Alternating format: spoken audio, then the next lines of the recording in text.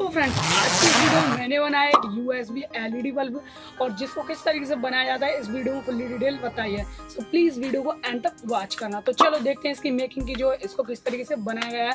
और यकीन मानो काफी अच्छी तरीके से जो वर्क करता है, देखो तो काफी ज्यादा इसकी ब्राइटनेस है। तो चलो करते हैं फटाफट वीडियो को स्टार्ट एंड बिना करें आपको बहुत चलते अपने वीडियो की ओर।